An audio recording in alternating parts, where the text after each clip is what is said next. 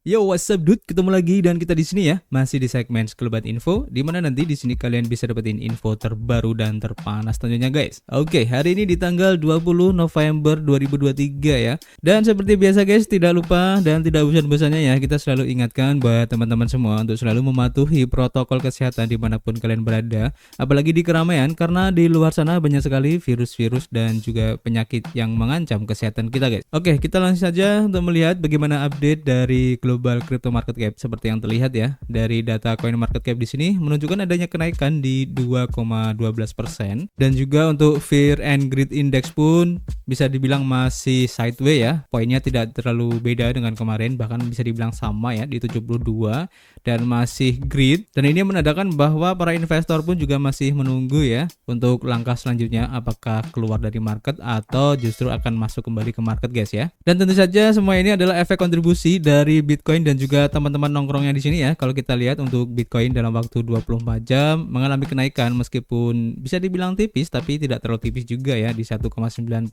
Nanti kita coba lihat grafiknya untuk lebih lengkapnya ya. Kemudian untuk Ethereum cukup lumayan guys di 2,3%, kemudian untuk BNB di 0,8% ya, tipis. Kemudian Solana di 4,49%, cukup lumayan ya. Cardano di 1,9.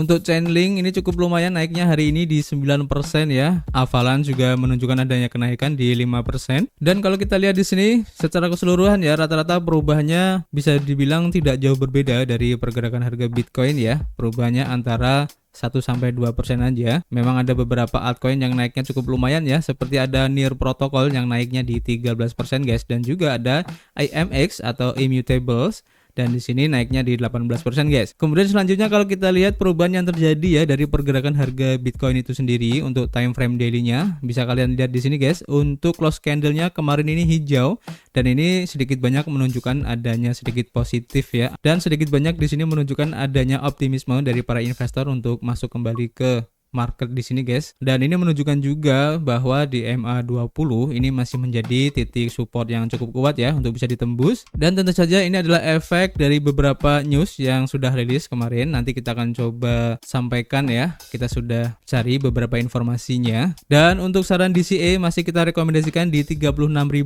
dan juga di 35.000 ya untuk lebih konservatif. Dan kita lihat aja nanti beberapa hari ke depan pergerakan dari Bitcoin ini bagaimana guys, karena bisa dibilang ini cukup menarik ya. Kalau kita lihat di sini ya, tampaknya membentuk suatu pola yang bisa dibilang sebagai head and shoulder juga ya. Kalau seandainya ini nanti turun lagi ya, sehingga membentuk shoulders, kemudian ada shoulders baru lagi. Ini adalah headnya, jadi akan membentuk head and shoulders ya. Dan biasanya kalau efek seperti ini itu akan turun guys ya. Tapi tidak menutup kemungkinan juga ya, harga dari Bitcoin ini bisa naik lagi jika ada news ataupun hal-hal yang positif yang berhubungan dengan Bitcoin juga ya. Karena kalau kita lihat dari Fear and Greed Index, kepercayaan dari para investor pun masih cukup besar ya di 72 poin guys.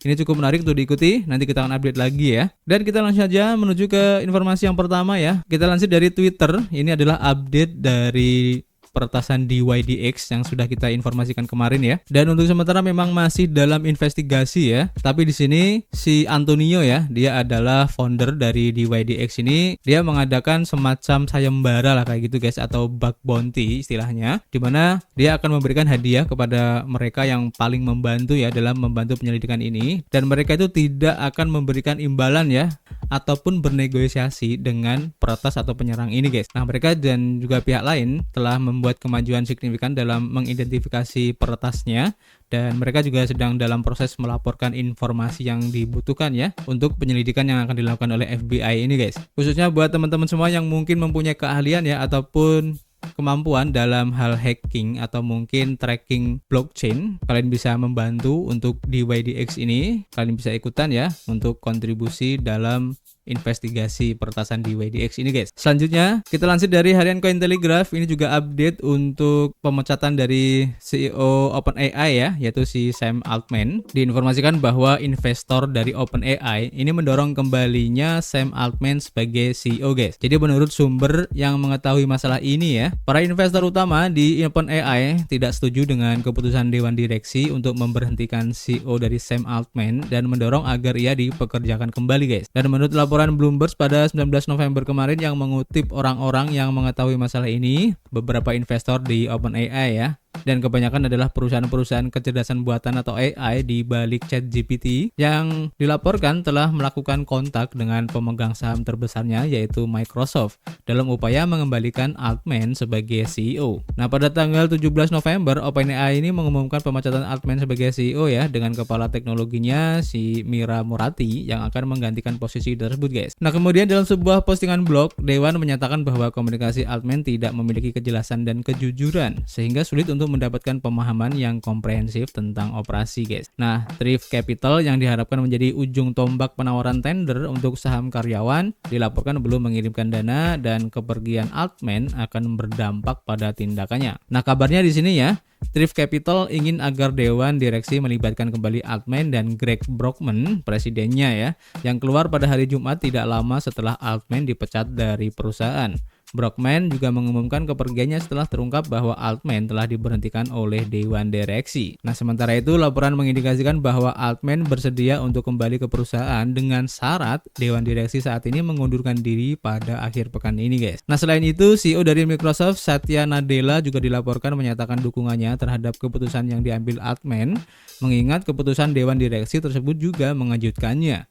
Namun sejak pemecatan Altman pada hari Jumat, laporan terbaru menyatakan bahwa dia sedang mengembangkan usaha AI baru sesuai dengan sumber yang akrab dengannya. Nah, selain itu, laporan mengindikasikan bahwa Brockman akan bergabung dengan Altman dalam usaha ini, guys. Nah, ini menarik ya, mengikuti drama dari OpenAI ini, guys. Dan kita tunggu aja apakah benar nanti Altman akan kembali menjadi CEO dari OpenAI. Dan kita tunggu juga ya, AI baru yang lagi dikembangkan juga oleh Altman ini. Dan apakah Altman mau untuk bergabung di OpenAI lagi? Kita tunggu aja lagi nanti, guys. Kita lanjut ke informasi berikutnya ya, dari Cryptopolitan. Diinformasikan bahwa Mesir dan juga India ini akhirnya benar-benar meninggalkan dolar secara sepenuhnya, guys. Jadi Mesir dan India dalam sebuah keselarasan strategis dengan upaya de-dolarisasi blok BRICS telah memulai diskusi untuk menghilangkan dolar Amerika Serikat dari hubungan perdagangan mereka. Langkah berani ini merupakan bagian dari tren yang berkembang di antara negara-negara BRICS untuk mengurangi ketergantungan pada dolar Amerika Serikat dalam perdagangan internasional, dan ini menandakan pergeseran yang signifikan dalam landscape ekonomi global, guys. Keputusan Mesir dan juga India untuk tidak lagi menggunakan dolar Amerika Serikat dalam aktivitas perdagangan mereka menandai sebuah langkah penting dalam strategi yang lebih luas dari blok BRICS. Keterlibatan Mesir dalam inisiatif ini mengikuti undang-undangnya untuk bergabung dengan blok BRICS pada KTT tahunan 2023. Dengan menyelesaikan perdagangan dalam mata uang lokal, negara-negara ini tidak hanya membina hubungan bilateral yang lebih kuat tetapi juga menantang dominasi tradisional dolar Amerika Serikat dalam perdagangan internasional, guys. Nah, peran India dalam pergeseran ini tidak dapat dilebih-lebihkan ya. Sebagai salah satu pendukung paling vokal untuk mengurangi ketergantungan pada dolar Amerika Serikat di dalam blok BRICS, India telah berada di garis depan ya dalam upaya-upaya ini. Dorongan negara ini untuk meninggalkan dolar Amerika Serikat dalam hubungan perdagangannya dengan Ethiopia dan kesepakatan minyak penting untuk diselesaikan dalam mata uang lokal dengan Uni Emirat Arab merupakan bukti komitmennya untuk tujuan ini, guys. Dan saya acungin jempol untuk Mesir dan India ini, guys, benar-benar frontal, dan pasti mereka juga sudah memperhitungkan ya untung ruginya jika mereka benar-benar sepenuhnya meninggalkan dolar, guys ya. Jadi apapun yang dilakukan oleh negara-negara BRICS ini tampaknya memang akan sangat berpengaruh ya, khususnya untuk dolar itu sendiri, guys, di mana tujuan utama dari negara-negara BRICS adalah mengurangi ketergantungan untuk dominasi dolar, guys, khususnya untuk dolar Amerika Serikat ya. Oke, nanti kita akan update lagi ya. Kita lanjut ke informasi berikutnya. Kita lansir dari Watcher.guru. Diinformasikan bahwa Jerman akan meluncurkan euro digital untuk melawan mata uang BRICS. Nah, ini masih berhubungan juga ya dengan BRICS. Nah, di sini diinformasikan ya bahwa aliansi BRICS ingin meluncurkan mata uang baru untuk menantang dolar Amerika Serikat dan euro di pasar mata uang global. Sergei Glashev, mantan penasihat Presiden Rusia, mengkonfirmasi pada awal bulan ini bahwa mata uang BRICS hampir siap katanya untuk diluncurkan. Nah, laporan-laporan menunjukkan bahwa aliansi ini dapat meluncurkan mata uang ini pada KTT ke-16 tahun depan di tahun 2024, dan perkembangan ini bertepatan dengan ide Jerman untuk menciptakan euro digital untuk melawan mata uang lain di pasar. Jadi euro digital Jerman tampaknya menghadapi tantangan dari anggota Parlemen Eropa, dan CBDC mungkin tidak akan menantang mata uang BRICS. Tidak semua negara Eropa setuju ya dengan euro digital, dan Uni Eropa terpecah dalam gagasan menciptakan CBDC. Sementara beberapa negara pro CBDC, yaitu negara-negara lain di Uni Eropa, merasa bahwa mata uang digital ini tidak diperlukan. Namun, sementara Barat terpecah pada prospek CBDC, blok BRICS telah melacak dengan cepat mata uang yang akan datang, dan BRICS dapat meluncurkan mata uang mereka jauh sebelum euro digital dirilis di pasar internasional. Langkah ini menempatkan mata uang BRICS di depan euro digital dalam dolar Amerika Serikat ya, dan mata uang utama lainnya untuk perdagangan global. Jika Jerman, Uni Eropa, dan Amerika Serikat tidak melawan mata uang BRICS setelah peluncurannya ya, maka langkah ini dapat menjadi sangat mahal bagi Barat. Dan untuk mengetahui beberapa banyak sektor di Amerika Serikat yang akan terpengaruh jika BRICS ini berhenti menggunakan dolar dan euro tentunya untuk perdagangan, ini akan cukup menarik untuk diikuti guys. Dan apapun yang mereka lakukan ya, baik yang pro terhadap BRICS ataupun yang kontra terhadap BRICS, ini akan sangat berpengaruh guys, khususnya untuk kemajuan ekonomi dan juga aset-aset yang mendukungnya guys ya. Kemudian kita lanjut ke informasi berikutnya ya. Kita lansir dari harian Bitcoin Systemi. Diinformasikan bahwa di sini seorang kandidat yang pro Bitcoin yaitu si Javier Milei ini memenangkan pemilu di Argentina ya. Dan ini membuat sentimen positif khususnya untuk harga Bitcoin ya, di mana hari ini cukup lumayan naiknya di sekitar 2% lah ya. Dan Bitcoin ini tembus di 37.000 guys. Nah, Argentina hari ini memilih kandidat libertarian Javier Milei sebagai presiden barunya, memilih nama dengan pandangan radikal untuk memperbaiki ekonomi yang terguncang oleh inflasi 3 digit ya, dan resesi yang akan datang dan meningkatnya kemiskinan. Milei dikenal sebagai pendukung setia Bitcoin. Ketika berbicara tentang Bitcoin, Milei ini berbicara secara positif tentang Bitcoin dengan mengatakan bahwa Bitcoin ini mewakili kembalinya uang ke sektor swasta yang merupakan pemilik sebenarnya. Selama kenaikan setelah terpilihnya Milei sebagai presiden, posisi short senilai 13 juta dolar ini telah dilikuidasi guys, dan hasil resmi belum diumumkan. Namun saingannya yaitu Menteri Ekonomi Sergio Massa mengakui dalam pidatonya bahwa ia kalah dalam pemilihan. Nah, pencalonan Massa terhambat oleh krisis ekonomi terburuk di negara ini dalam 2 dekade terakhir ketika ia menjabat. Milei menjanjikan ya untuk terapi kejut ekonomi, dan rencananya termasuk menutup bank sentral, menghapus mata uang peso dari peredaran, dan memotong pengeluaran. Reformasi ini beresonansi dengan para pemilih yang marah pada ekonomi yang buruk dan takut akan penghematan di sisi lain guys. Jadi kita tunggu aja kira-kira nanti gebrakan apa yang akan dilakukan oleh si Milei ini guys, dan apakah ini akan berpengaruh terhadap Bitcoin? Kita akan update lagi guys. Kita lanjut ke informasi terakhir ya. Kita lansir dari harian Cointelegraph, dan berita kali ini sedikit berhubungan ya dengan update dari Bitcoin halving yang kemungkinan akan dilakukan sekitar bulan April ya 2024 nanti. Nah, di sini diinformasikan bahwa beberapa perusahaan kripto ini mungkin akan mengalami kegagalan setelah Bitcoin mengalami halving guys. Halving Bitcoin ini tinggal beberapa bulan lagi, dan perusahaan-perusahaan mata uang kripto semakin bersemangat.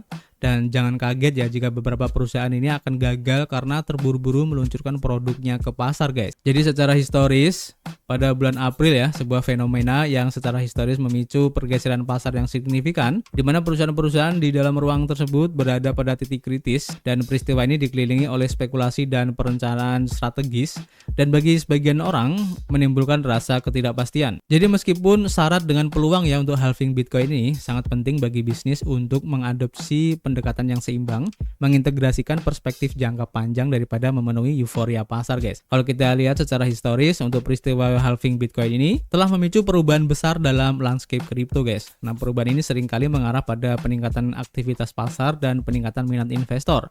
Namun berdasarkan seluruh strategi bisnis, pada hasil dari halving dapat menjadi pedang bermata dua ya. Berfokus hanya pada keuntungan jangka pendek dapat menyebabkan hilangnya peluang atau kesalahan strategis yang membahayakan kelangsungan hidup perusahaan di masa depan. PHK yang baru-baru ini dilakukan oleh layer 2 blockchain yaitu Avalanche menggarisbawahi volatilitas dan ketidakpastian yang melekat pada sektor kripto, dan perkembangan ini menyoroti perlunya strategi manajemen risiko yang kuat guys. Mengingat hal ini ya, perusahaan kripto semakin menyalurkan upaya mereka ke dalam pengembangan produk dan menghentikan upaya pemasaran. Tujuannya tentu saja untuk mendiversifikasi penawaran dan melayani basis pelanggan yang terus berkembang, yang diharapkan akan berkembang pasca halving nanti guys. Strategi ini tidak hanya tentang memanfaatkan kenaikan langsung dalam minat terkait halving, tapi juga tentang membangun fondasi yang dapat menahan fluktuasi pasar. Nah, pertanyaannya, apakah konsekuensi yang mungkin terjadi pada beberapa perusahaan berhubungan dengan produk yang terburu-buru dirilis ya. Jadi tanpa persiapan keamanan cyber yang memadai, industri ini bisa mengalami kerugian yang cukup besar ya. Dan hal ini menjadi target utama untuk serangan cyber, dan beberapa kali sejarah telah berulang ya.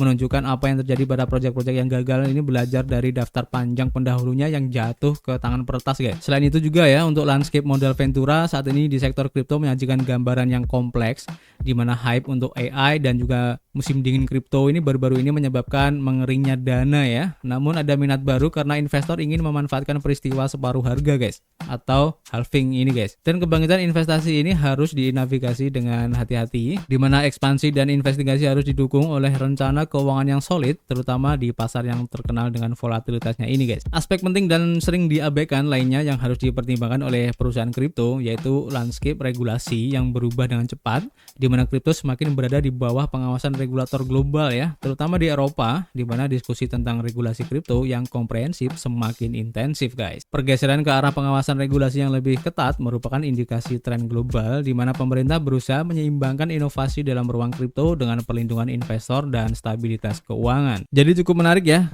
Memang untuk hype dari halving Bitcoin ini sangat ditunggu-tunggu ya oleh para investor, dan bukan hanya investor aja, bahkan institusi-institusi besar pun juga akan mencoba ya untuk mengambil opportunity guys. Dan biasanya ya kalau menjelang halving itu, karena dalam masa rumor biasanya itu orang akan akumulasi untuk membeli Bitcoin ya. Jadi bisa diindikasikan untuk menjelang halving sampai bulan April nanti harga Bitcoin ini akan naik terus ya, kalau memang tidak ada news yang benar-benar merugikan Bitcoin guys. Ini pasti akan naik terus ya untuk Bitcoinnya. Nanti kita akan selalu update ya di channel kita ini, jadi kalian tetap stay tune aja di sini guys. Oke, jadi cukup ya untuk informasi hari ini. Nanti kita akan update lagi, dan seperti biasa guys, kita masih menunggu ya kritik dan saran kalian di kolom komentar. Nanti kita bisa ngobrol banyak di dalamnya, dan tentu saja guys, kita akan ketemu lagi di informasi berikutnya. Peace.